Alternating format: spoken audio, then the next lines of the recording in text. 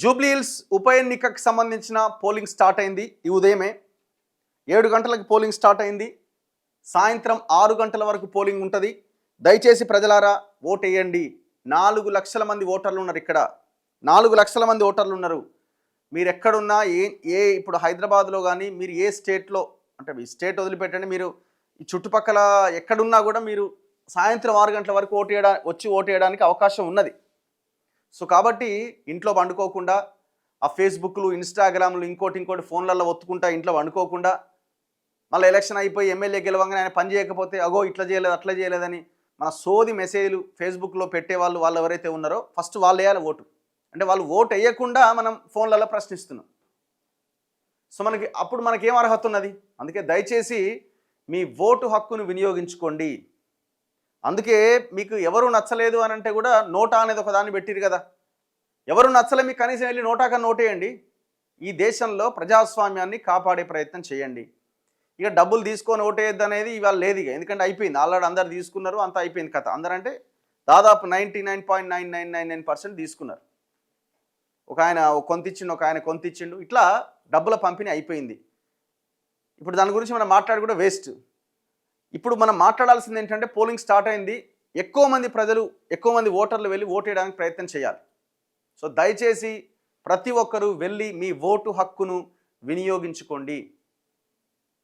ఇది చాలా ఇంపార్టెంట్. ఈ దేశంలో ప్రజాస్వామ్యాన్ని కాపాడాలంటే, మంచి నాయకత్వాన్ని ఎన్నుకోవాలంటే ఓటు అనేది ప్రధాన ఆయుధం.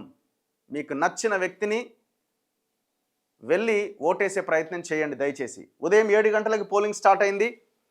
6 గంటల వరకు పోలింగ్ జరగబోతున్నది. మొత్తం 58 మంది అభ్యర్థులు ఈ ఎలక్షన్లో పాల్గొంటున్నారు. అభ్యర్థులు పోటీ పడుతున్నారు. ఈవీఎంలో 58 మంది పేర్లు, వాళ్ళ ఫోటోలు, వాళ్ళ గుర్తులు ఉంటాయన్నమాట. మొత్తం డ్రోన్ల సహాయంతో ఈ మొత్తం వ్యవహారాన్నంతా పర్యవేక్షిస్తుంది ఎలక్షన్ కమిషన్ నిఘా విభాగం. పోలింగ్ కేంద్రాల వద్ద నిఘా కోసం వినియోగించే డ్రోన్ల వద్ద ఎన్నికల సిబ్బంది హైదరాబాద్లోని కోట్ల విజయభాస్కర్ రెడ్డి స్టేడియంలో వీటిని ప్రదర్శించారట. అయితే మీరు పోలింగ్ శాతం చూడండి. ఎందుకు మనం ఓటేయండి అని రిక్వెస్ట్ చేస్తున్నాం? ముఖ్యంగా హైదరాబాద్ ప్రాంతంలో, అర్బన్ ప్రాంతంలో చదువుకున్న వాళ్ళు ఎక్కువగా ఉంటారు. సరే బస్తీలు కూడా ఉంటాయి అనుకోండి. ఈ హైదరాబాద్ కోర్ అర్బన్ ఏరియాలోనే ఓటింగ్ ఎక్కువగా జరగట్లే. మీరు జూబ్లీహిల్స్లో చూసుకోండి, ఏ రోజు చూసినా 50% మించి పెద్దగా దాటింది లేదు. ఒక్క సంవత్సరం రెండు సార్లు ఏమో దాటింది. 2014 నుంచి చూసుకోండి, 2014, 2018, 2023 అసెంబ్లీ ఎలక్షన్లు, 2019, 2024 పార్లమెంట్ ఎలక్షన్స్ అసలు కనీసం 60% దాటలే. ఒక్కొక్కసారి అయితే మొన్న 2023 అయితే కనీసం 50%, 47% పోలింగ్ నమోదైంది. ఎంత ఘోరం అండి ఇది. సో అందుకే ప్రతి ఒక్కరు ఓటేయడానికి ప్రయత్నం చేయండి. జూబ్లీహిల్స్లో పోలింగ్ శాతం కీలకంగా మారబోతున్నది. గత ఎన్నికల సరళి చూస్తే ఎప్పుడు 50% దాటలే.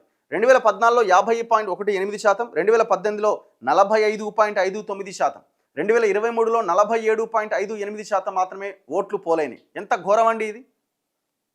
లోక్సభ ఎన్నికల్లో ఈ అసెంబ్లీ నియోజకవర్గం పరిధిలో 2019లో 39.89%.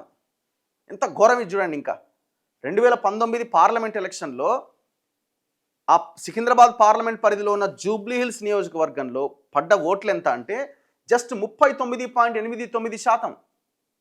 అంటే 60% మంది ప్రజలు అసలు పోలింగ్ కేంద్రాలకే రాలే. సిగ్గుపడాల మనం. ఓటు వేయని వాళ్ళంతా సిగ్గుపడాల్సిందే. 2024లో 45.59% మంది మాత్రమే ఓట్లు వేసిరట. అట్లా కూడా 50 దాటలే. మొత్తం 4 లక్షల ఓట్లు ఉన్నాయి.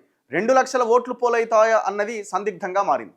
సరే ఇప్పుడు బై ఎలక్షన్ కాబట్టి అందరూ ఒక్కొక్కరిని వెతికి మరి ఫోన్లు చేసి పార్టీలు పిలిపిస్తున్నాయి కాబట్టి ఇది ఒకవేళ 60% దాకా రావచ్చు. ఒకవేళ అదే ట్రెండ్ కొనసాగితే, ప్రజల్లో ఏమైనా పెద్ద మార్పు వస్తే మాత్రం ఇంకా పెద్ద ఎత్తున పోలింగ్ నమోదయ్యే అవకాశం ఉంటుంది. సో అందుకే మనం ఆలోచించండి. దయచేసి వెళ్ళి ఓటేసే ప్రయత్నం చేయండి. నెల రోజులుగా నువ్వా నేనా అన్నట్టుగా హోరాహోరీ ప్రచారం సాగిన జూబ్లీహిల్స్ ఉప ఎన్నికలో ఓటర్లు తీర్పిచ్చే రోజు రానే వచ్చింది.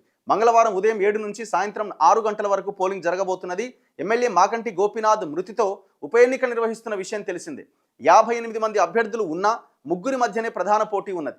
బీఆర్ఎస్ తరపున మాగంటి గోపీనాథ్ భార్య సునీత, కాంగ్రెస్ పక్షాన నవీన్ యాదవ్, బీజేపీ తరపున లంకల దీపక్ రెడ్డి పోటీ చేస్తున్నారు. గెలుపు పైన ఎవరికి వారు ధీమాగా ఉన్నారు. ఎన్నికను అధికార పార్టీ, ప్రతిపక్షాల ప్రతిష్టాత్మకంగా తీసుకున్నాయి. నియోజకవర్గంలోని రాజకీయ పరిణామాలు, ఓటర్లు ఇచ్చే తీర్పు పైన రెండు తెలుగు రాష్ట్రాల్లోనూ ఆసక్తి నెలకొంది. ఈ నెల 14వ తేదీన ఓట్ల లెక్కింపు జరగబోతున్నది. బీఆర్ఎస్ ఆ రెండింటిపైన ఆశలు. బీఆర్ఎస్కి ఉప ఎన్నిక అత్యంత ప్రాధాన్యంగా మారింది.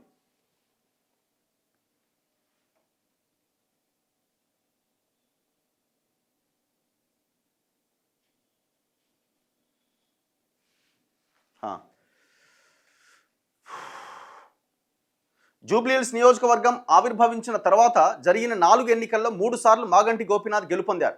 సిట్టింగ్ స్థానం కావడంతో పాటు గోపీనాథ్ భార్య పోటీ చేస్తుండడంతో సానుభూతి పవనాలు కలిసి వస్తాయని బీఆర్ఎస్ ఆశిస్తోంది. ఈ పార్టీ కాంగ్రెస్ కంటే ముందే ప్రచారం ప్రారంభించింది. గత 2 సంవత్సరాల్లో రాష్ట్ర ప్రభుత్వం వైఫల్యం చెందిందని, ఎన్నికల ముందిచ్చిన హామీలు నెరవేర్చలేదని బీఆర్ఎస్ ప్రజల్లోకి వెళ్ళింది. మైనార్టీలను కాంగ్రెస్ ఓటు బ్యాంకుగా మాత్రమే వినియోగించుకుంటోందని ఆరోపించింది. ప్రచార బాధ్యతలు కేటీఆర్ తన భుజస్కంధాలపై మోశారు. ఇదే పెద్ద మోసం కాబోతున్నది. ఆ భుజమే పెద్ద మోసం కాబోతున్నది. ఆయన పొలిటికల్ ఎలక్షన్ స్ట్రాటజీ ఏ రకంగా ఉంటుందో మనందరికీ తెలుసు. మనం చూసినాం లాస్ట్ 1 మంత్ నుంచి. ఇక్కడ కాంగ్రెస్ ఫెయిల్యూర్ ఉన్న విషయం ఏంటంటే ఆల్టర్నేట్ లేకుండా పోయింది రాష్ట్రంలో ఒకటి. రెండోది ఏంటంటే క్యాండిడేట్ చాలా బలంగా కాంగ్రెస్ నియమించడము, నడుస్తున్న బీసీ ఉద్యమానికి కొంత సపోర్ట్ ఇచ్చినట్టుగా, సరే అది యాక్షనా ఇంకోట పక్కన పెడితే, ఆ సామాజిక వర్గం నుంచి బీసీను క్యాండిడేట్గా పెట్టిన బీసీ క్యాండిడేట్ గతంలో ఓడిపోవడము, ఇప్పుడు సునీత మీద ఏ రకంగానైతే సానుభూతి ఉన్నదో, సానుభూతి అంటే ఆమెదేమో భర్త కోల్పోయిందన్న సానుభూతి, ఇక్కడ ఆయన 2 సార్లు ఓడిపోయిందన్న సానుభూతి, ఈయన మీద కూడా సానుభూతి ఉన్నది. ఆయన దట్టు అన్నింటికంటే ముఖ్యంగా లోకల్ అన్న ఒక లైన్ కూడా చాలా బలంగా ఇక్కడ పనిచేయబోతున్నది. సో లోకల్ అన్న పదం కూడా ఇక్కడ పనిచేయబోతున్నది. క్యాండిడేట్ వర్సెస్ క్యాండిడేట్గా మనం ఎదురెదురుగా చూసినప్పుడు 100% నవీన్ యాదవ్ వైపే మొగ్గు చూపే అవకాశం ఉంటుంది. ఏదేమైనా ఓట్లు వేయాల్సింది మనం కాదు, జూబ్లీహిల్స్ నియోజకవర్గ ప్రజలు. వాళ్ళు ఎలాంటి నిర్ణయం తీసుకోబోతున్నారు అనేది చూడాలి. నవంబర్ 14వ తేదీ దాకా ఆగాల్సిందే. పంపకాలు మొత్తం పూర్తయిపోయినాయి, మొత్తం ఎక్కడికక్కడ. కాంగ్రెస్ ఏమో సంక్షేమము అభివృద్ధికి పట్టం కోసం అని వాళ్ళు ప్రచారం చేశారు. జాతీయవాదం అస్త్రంగా బీజేపీ వాళ్ళు ఓట్ల పోలరైజ్ చేయడానికి వాళ్ళు ప్రయత్నం చేశారు. ఎట్లుంటుంది అన్నది చూడాలి. ఇక్కడ బీజేపీ ఓట్ బ్యాంక్ కూడా చాలా కీలకం. ఎవరి ఓట్లను వీళ్ళు చీలుస్తారు, ఎన్ని ఓట్లు వీళ్ళకి పడతాయి అన్న దాని మీద కూడా కాంగ్రెస్ బీఆర్ఎస్ గెలుపోటములు ఆధారపడి ఉన్నాయి. అండ్ అన్నింటికంటే ముఖ్యంగా కేసీఆర్ అసలు ఈ ఎలక్షన్లో ఒక్క మాట కూడా మాట్లాడకపోవడం బీఆర్ఎస్కి పెద్ద మైనస్ కాబోతున్నది. ఎందుకంటే పార్టీ అధ్యక్షుడిగా బీఆర్ఎస్ పార్టీ అసెంబ్లీలో శాసనసభాపక్ష నేతగా ఉన్న కేసీఆర్ 2001లో పార్టీ స్థాపించి అధ్యక్షుడిగా ఆనాటి నుంచి ఈనాటి వరకు ఎన్నుకోబడుతున్న కేసీఆర్ ఇంతవరకు ప్రచారంలో ఒక్క మాట మాట్లాడలే, అసలు ఓటు వేయండి కూడా చెప్పలే. మరి ఒక పార్టీ అధ్యక్షుడు క్యాండిడేట్ని పెట్టిన తర్వాత మా అభ్యర్థికి ఓటు వేయండి కూడా కనీసం అడగకపోతే జనాలకి ఏమన్నా ఇదా? ఆయన అడగకపోయినా ఓట్లేయడం ఒకసారి ఆలోచించండి. ఇది కూడా బీఆర్ఎస్కి పెద్ద మైనస్ కాబోతున్నది. పంపకాలు పూర్తయినాయట. ఈ అన్ని పార్టీలు, ఒక ఆయనేమో 2500 ఇచ్చిండు, ఒక ఆయనేమో ఒక పార్టీ వారట డివిజన్కి 5000 చొప్పున 35,000 కుటుంబాలకు కుక్కర్లు అందించారట. ఇంకో పార్టీ వారు నగదుతో పాటు 1,00,000 మంది మహిళలకు ఒక్కొక్కటి 1000 రూపాయల విలువ చేసే పట్టు చీరలు పంపిణీ చేసిరట. ఇంకో పార్టీ ఏమో 2,500 ఇచ్చిందట. ఇంకో పార్టీ ఏమో లిక్కర్ బాటిల్ ఇచ్చిందట. ఇక మూడో పార్టీ కొన్ని ప్రాంతాల్లో 2,500 చొప్పున అందించిందట. మొత్తానికైతే ప్రజల కాడ పండగ అయిపోయింది. ఒక్కొక్క ఫ్యామిలీకి 30,000 40,000 పైసలు వచ్చినట్టు ఒక 8-9 మంది ఉంటే. ఏం ఎలక్షన్ ఇది, ఏం కథ, ఇష్టం వచ్చినట్టుగా అయిపోయింది. ఇవాళ అసలు ఎంత మంచి క్యాండిడేట్ పోటీ చేద్దాం అనుకున్నా కూడా అయ్యో ఏం ఇస్తలేడా అనుకునే కాడికి వచ్చింది. అంటే డబ్బులు ఇవ్వడం అన్నది ఎలక్షన్స్లో ఇస్తరాళ్ళు వాళ్ళు ఇవ్వాల్సిందే అనే ఒక మైండ్ సెట్లోకి ప్రజలు కూడా వెళ్ళిపోతున్నారు. ఎంత ప్రమాదకరం ఇది డెమోక్రసీకి, ప్రజాస్వామ్యానికి, ఎలక్షన్ సిస్టమ్కి. ఒక్కసారి ఆలోచించండి. ఇక వాడు 100 కోట్లు పెట్టి వాడు పంచి ఎలక్షన్లో పోటీ చేసిన తర్వాత నీకు పనులు ఏమవుతాయి? మళ్ళీ 100 కోట్లు రికవరీ చేసుకోవాలి కదా. ఎక్కడి నుంచి రికవరీ చేసుకుంటాడు? ఆలోచించండి. ఎక్కడి నుంచి రికవరీ చేసుకుంటాడు? రేపు పొద్దున నువ్వు వెళ్ళి ఓటు పని కావాలని అడిగితే తీసుకున్నావరా పైసలు, తీసుకున్నావరా బాటిలు అని అంటే నువ్వేం సమాధానం చెప్తావు? చాలా దారుణం ఇది. అత్యంత జుగుప్సాకరంగా ఉన్నది పరిస్థితి. ఓన్లీ ఈ సదరన్ స్టేట్స్లోనే ఈ పరిస్థితి ఇంకా ఎక్కువగా ఉన్నది. తమిళనాడు, ఆంధ్రప్రదేశ్, తెలంగాణ, కర్ణాటక ఈ రాష్ట్రాల్లో మరింత బీభత్సంగా ఉన్నది. ఇక ఏపీ తర్వాత మనదే ఉంది రాష్ట్రం. ఎంత ఘోరం.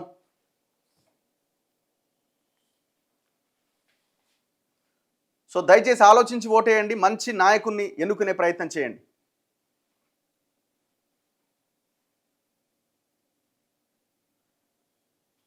చలో.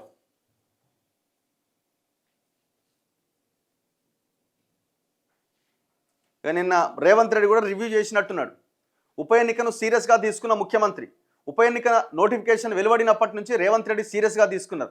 ఒక్కో డివిజన్కు 2 చొప్పున మంత్రులకు బాధ్యతలు అప్పగించారు. ముఖ్యమంత్రి స్వయంగా ప్రచారంలో పాల్గొని రోడ్ షోలు, కార్నర్ మీటింగ్లు నిర్వహించారు. జూమ్ మీటింగ్లు, సమీక్షలతో రేవంత్ రెడ్డి, మీనాక్షి నటరాజన్, మహేష్ కుమార్ గౌడ్ ఎప్పటికప్పుడు నేతలను అప్రమత్తం చేశారు.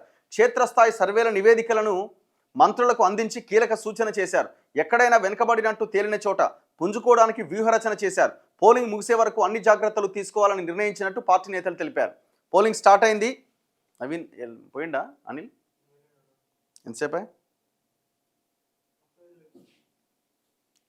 ఒక్కసారి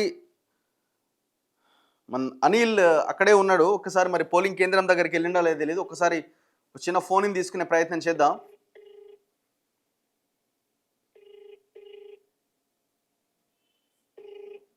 ఎదురు చూస్తున్నా.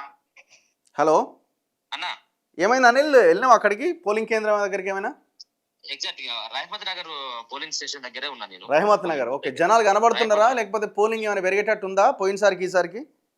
అంటే రహమత్ నగర్ అంటేనే కొంత మాస్ ఏరియా ఉంటుంది కాబట్టి లేబర్ ఎక్కువ ఉంటారు. సో వాళ్ళు పొద్దున్నే ఓటేసి వెళ్ళాలన్నటువంటి ప్రయత్నం చేసేటువంటి ఏరియా అంతా. సో ఉదయం 6-6:30కి అంటే పోలింగ్ 7 గంటలకు స్టార్ట్ అయినప్పటికీ కూడా 6 గంటల నుంచే వాళ్ళు క్యూ లైన్ లో ఉన్నారు. ఇప్పటికీ పెద్ద ఎత్తున కూడా క్యూ లైన్ లో కనబడతా ఉన్నారు వాళ్ళంతా కూడా. ఓకే. అయితే ఇక్కడ ఏమైందంటే 164 పోలింగ్ బూత్ లో ఆల్రెడీ ఇప్పటికే ఈవీఎం మొరాయించి గంట సేపు అవుతుంది. ఇక్కడ ఉన్నటువంటి వాళ్ళందరూ కూడా గొడవ చేస్తున్నటువంటి పరిస్థితి కనబడతా ఉంది ఇక్కడ. ఓకే. దీన్ని గంట సేపు అవుతున్నప్పుడు కూడా సాల్వ్ చేయకపోవడంతో కొంతమంది ఓటర్లు సైతం కూడా వెనక్కి తిరిగిపోతా ఉన్నారు. చాలా మంది ఇప్పటికే ఏమని చెప్తున్నారు అంటే ఓటింగ్ శాతాన్ని పెంచాలి, అందరూ కూడా ఓటేయాలని చెప్పేసి ఒక పక్కన అవగాహన కల్పిస్తుంది. సో ఇటువంటి అవుతా ఉంటే గంటల తరబడి మేము ఎక్కడ వెయిట్ చేయాలి, చూసుకోవాలి కదా అని చెప్పేసి కూడా వాళ్ళందరూ కూడా వాళ్ళ అధికారుల పైన ఆగ్రహం వ్యక్తం చేస్తారు. కొంతమంది ఓటర్లు సైతం కూడా వెనక్కి తిరిగి వెళ్ళిపోతున్నటువంటి పరిస్థితి కనబడుతుంది. అంటే వస్తున్నారా జనం? ఎట్లా కనబడి లైన్ నిలబడ్డట్టు కనబడుతుందా? ఏదో వచ్చిపోయినట్టుందా? అంటే కొన్ని ఏరియాలలో ఇప్పటికి ఇటువంటి గోరబండ, రహబంద్ నగర్, యూసఫ్ కూడా ప్రాంతాల్లో ఇప్పటికే చాలా మంది ఓట్లేసి వెళ్తున్నటువంటి పరిస్థితి కనపడితే ఉన్నటువంటి కొన్ని సంబంధించినటువంటి ఏరియాల్లో ఏదైతే పెద్ద పెద్ద బిల్డింగ్స్ ఉన్నటువంటి కొన్ని ఏరియాలలో ఇప్పటికి కనీసం ఒక్కరు కూడా ఓటైనటువంటి సందర్భం కనబడతా ఉంది. ఇక్కడ అంతా కూడా ఇప్పటివరకు రాలేదు. అంటే 10 గంటల నుంచి ఇంకేమన్నా ఇది కొంత లైన్ లో నిలబడేటువంటి అవకాశం కనపడుతున్నప్పటికీ ఇప్పుడైతే మాత్రం ఇక్కడ కూడా లేదు. కొన్ని ఏరియాలలో మాత్రం ఇప్పటికే స్టార్ట్ అయిపోయింది. ప్రతి 2 గంటలకు ఒకసారి ఆ పోలింగ్ సంబంధించినటువంటి దాన్ని కూడా శాతానికి సంబంధించినటువంటి కూడా వాళ్ళు అధికారులు వెల్లడించేటువంటి అవకాశం అయితే కనబడుతుంది. ఓకే. Thank you. ఎప్పటికి ఇంకా ఎవరన్నా లీడర్లు అక్కడికి వచ్చారా? వాళ్ళు ఇప్పటికైతే పోలింగ్ బూత్ లో వాళ్ళ ఆయా సంబంధించిన అభ్యర్థులు మాత్రం ఇప్పటి వరకు అయితే ఓటు అయితే ఇప్పటి వరకు వినియోగించుకోలేదు. మిగతా కొంత వాళ్ళు పోలింగ్ స్టేషన్ పరిశీలించేటువంటి పనిలో వాళ్ళైతే తిరుగుతా ఉన్నారు. ఎవరు ఇంకా ఎవరెవరికి ఎక్కడెక్కడ ఓట్లు ఉన్నాయి అక్కడ వాళ్ళకు ఉన్నాయి అందరికి అభ్యర్థులందరికీ? ఎగ్జాక్ట్లీ ఉన్నాయి. ఇప్పుడు యూసఫ్ గూడలోనే కాంగ్రెస్ పార్టీకి సంబంధించినటువంటి అభ్యర్థి ఇక్కడ ఓటేస్తే, జూబ్లీహిల్స్ లో మాగంటి సునీత అక్కడ ఓటేస్తుంది. ఇదే యూసఫ్ గూడలో ఏదైతే బీజేపీ బలపరిచిన అభ్యర్థి లంకల దీపక్ రెడ్డి సైతం కూడా ఇక్కడే యూసఫ్ గూడలో ఉన్నట్టుగానే తెలుస్తా ఉంది. ఓకే. ఇప్పుడు జనాలు ఎట్లున్నారు అంటే ఏం మాట్లాడుకుంటున్నారు? మొత్తం అంత పంపకాలన్నీ పూర్తయినట్టున్నాయి కదా ఆల్ పార్టీస్? ఆల్ పార్టీస్ పంపకాలు అంతా పూర్తి అయిపోయినాయి. ఆల్రెడీ 1 డే అయిపోతుంది కాబట్టి 2 days అయిపోతుంది కాబట్టి ఆ పైసల మూలకెళ్ళి జనాలంతా కూడా బయటకు వచ్చిండు. ఎందుకంటే అవన్నీ కూడా సరే అవి పంపకాలు ఉండేటి ఎప్పటికీ. ప్రతిసారి అవి తీసుకున్న తర్వాత కూడా డబ్బుల అంశం ఎవరు కూడా మాట్లాడట్లా. అంటే అన్ని ఆల్రెడీ ముట్టేసి వాళ్ళకు ఆల్రెడీ మర్చిపోయినట్టుగానే ఉంది. వాళ్ళు ఎవరికి వేయాలని చెప్పేసి ముందు నిర్ణయించుకున్నారో వాళ్ళకే ఇస్తామని చెప్పేసి కూడా వాళ్ళు అదే ఒపీనియన్ వెల్లడిస్తా ఉన్నారు అన్న. రైట్. Thank you. సో ఇది సిచ్యువేషను. జూబ్లీహిల్స్ నియోజకవర్గంలో ఓటర్లు దయచేసి మళ్ళీ రిక్వెస్ట్ చేస్తున్నాం, పోలింగ్ కేంద్రాలకు వెళ్ళండి, ఓటు హక్కును వినియోగించుకోండి. ఓటే మన ఆయుధం, ఇంకా ఏమీ కాదు. ఇంకా దేంతోని మనం ఈ ఇప్పుడున్నటువంటి సిస్టంలో దేంతోని మనం మంచి మెరుగైనటువంటి సమాజాన్ని మనం నిర్మించుకోలేం. ఖచ్చితంగా రాజకీయం అనేది ఉంటుంది. ఎలక్షన్స్ ద్వారానే మనం మంచి నాయకుని ఎన్నుకోవడం ద్వారానే మెరుగైన సమాజాన్ని మనం చేసుకోగలుగుతాం. ఆ రకంగానే సాధ్యమవుతుంది అనేది దయచేసి ప్రతి ఒక్కరు గుర్తుంచుకోవాల్సిన అవసరం ఉంది. ఇంట్లో కూర్చొని ఫేస్బుక్లు, ఇన్స్టాలు, వాట్సాప్లు ఆన్ చేసి వాడు ఇట్లా చేస్తున్నాడు, వీడు అట్లా చేస్తున్నాడు అని అంటే మాత్రం అది ఉపయోగం లేని విషయం. మీరు మీ బాధ్యతను మీరు నిర్వర్తించండి ఫస్ట్. దాని తర్వాత 10 మందికి చెప్పండి, 10 మందిని అడగండి. మీ లీడర్ని క్వశ్చన్ చేయండి. నువ్వు ఏం ఓటు అయితే నువ్వు పోయి వాడు ఇట్లా వీడి ఇట్లా అంటే ఏం ఉపయోగం? నిర్ణయం తీసుకోవాల్సిన నువ్వు నిర్ణయం తీసుకోకుండా సైడ్ జరిగిపోయి జరుగుతున్న వాటిని ప్రశ్నించడం అన్నది నువ్వు ఆ ప్రశ్నకి అర్థం లేదు, నువ్వు అర్హతను కోల్పోయినట్టే.